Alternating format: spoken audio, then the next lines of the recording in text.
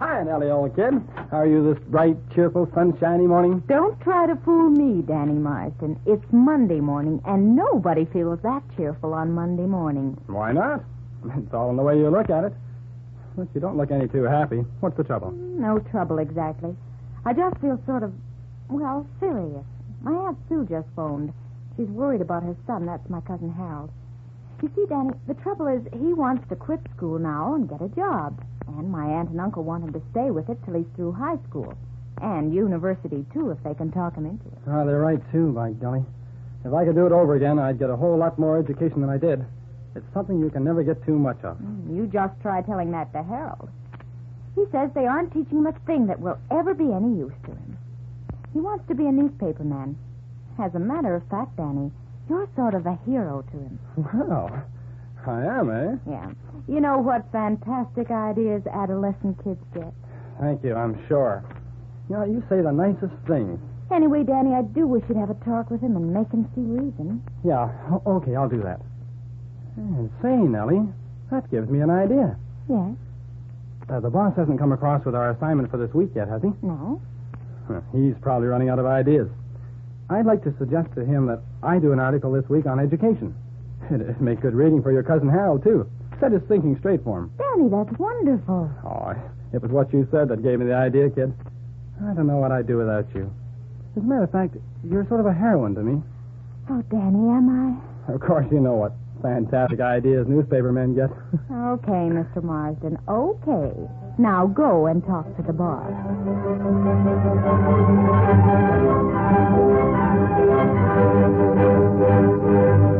Well, here we are, Nellie. What in the world are you looking so scared for? I just can't help it, Danny. I used to attend this high school. And once I was sent to the principal's office, and I was just about scared to death. What have you been doing?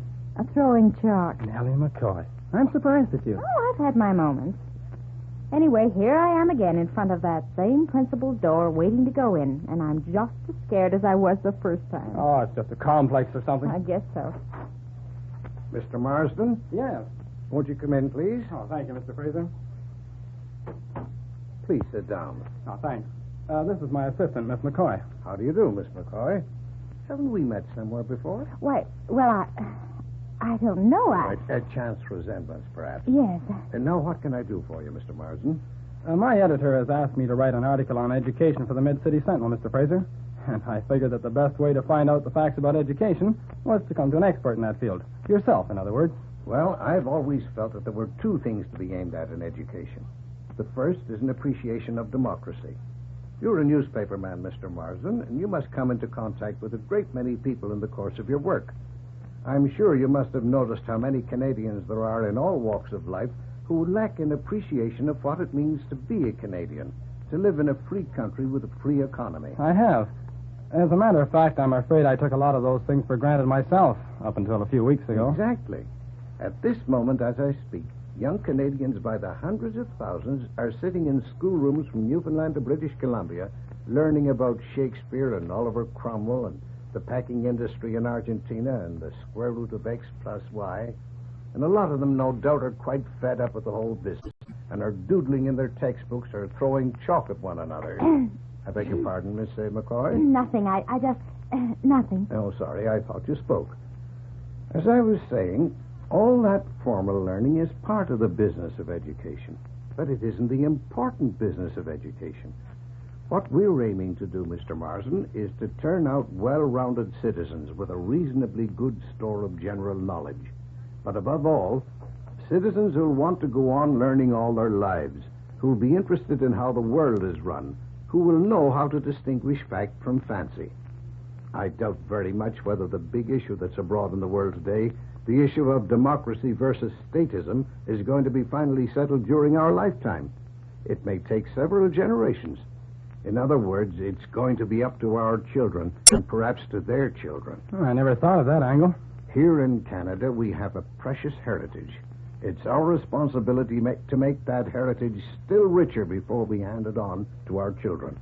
But we must also give those children an education that will enable them to use that heritage to best advantage and protect it if need be.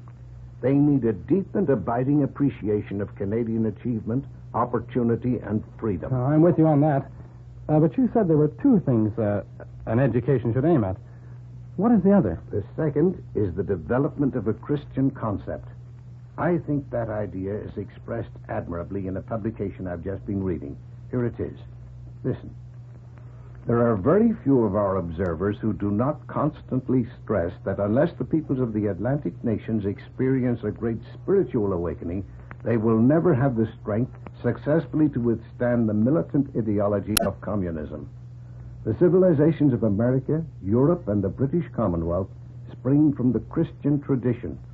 There are very few observers of current world affairs who do not now think that the civilization we are trying to preserve can be saved only by a revival of the beliefs which inspired it. May I make a copy of that to take with me? You may take this. I have another copy at home. Oh, thank you. I'd appreciate it very much, Mr. Marsden, if in your article you would stress the responsibilities of parents in this business of education. Most parents today are alert to the responsibilities, but the point just cannot be overemphasized. Parent-teacher associations are wonderful things. We want to hear from parents. We want their opinions on whether or not we're doing a good job, where they think we may be falling short, and so on. Education in this country is a democratic process, Mr. Marsden, and I thank heaven that it is. We've all seen what distorted and savage ideas can be implanted in children's minds when a ruthless dictator gets at them early enough, as Hitler did in Germany. Mr. Fraser, I'm very much obliged to you indeed. It's been a most profitable interview. I hope I've been of some help. And I hope you'll drop in again. Oh, thank you. And you too, Miss McCoy. It's been a more pleasant session than it was the last time you were here, hasn't it? How's your aim with a piece of chalk these days? Still right on the bullseye?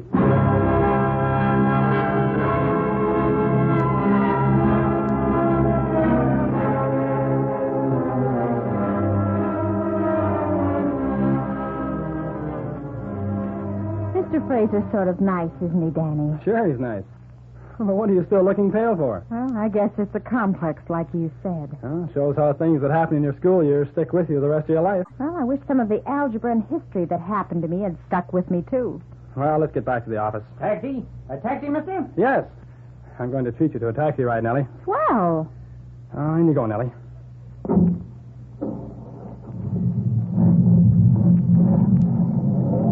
Where to, mister? The Mid-City Chamber of Commerce, driver. Okay.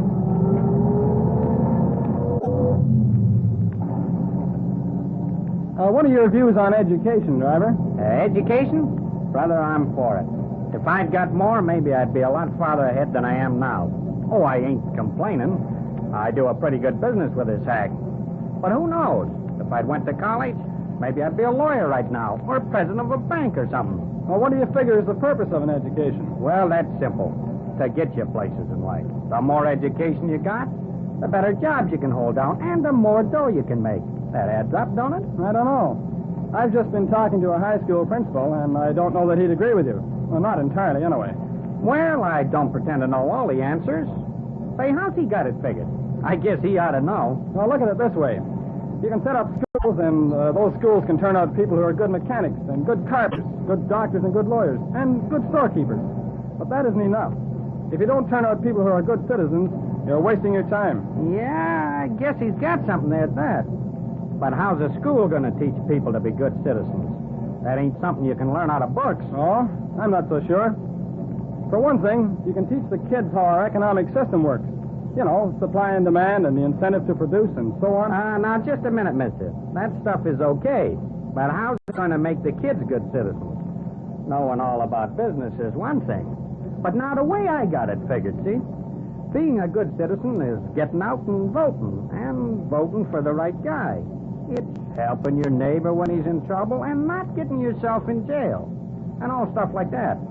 What's business got to do with that? Plenty. Some of the biggest problems we have to face as citizens are economic problems. Strikes, high prices, shortages, government interferences in business, all those things cause unrest and trouble. Yeah, I guess so. Sure. And if we're going to find the answers to those problems, we've got to know something about them, don't we? But are they learning these things in school? That's what I wonder. Is anybody seeing to it that they are learning all about that stuff? That's exactly what I figure on finding out right now. Oh, here we are. This brick building on the corner.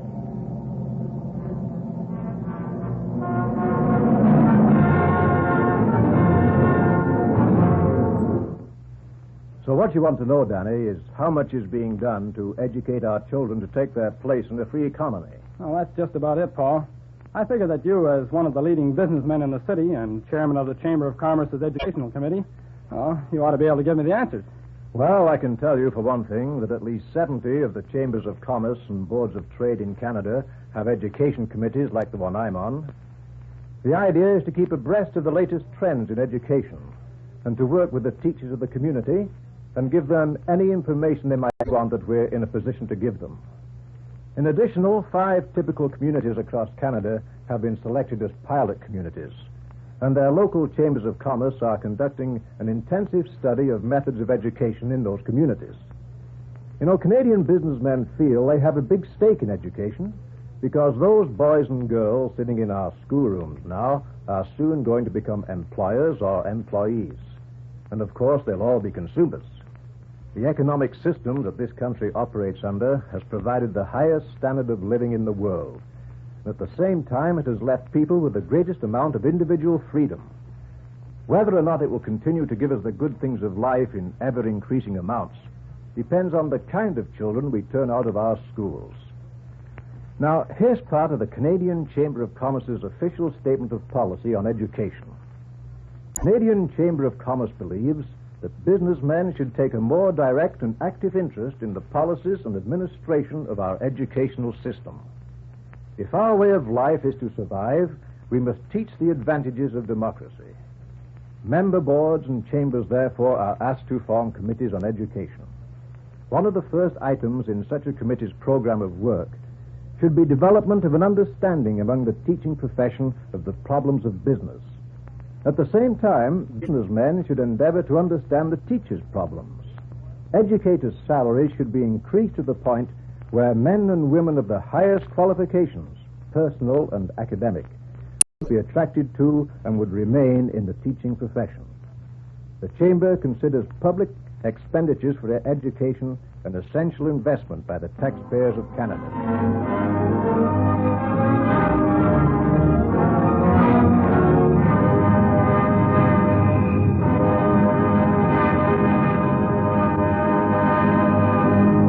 Well, we figured to be on the safe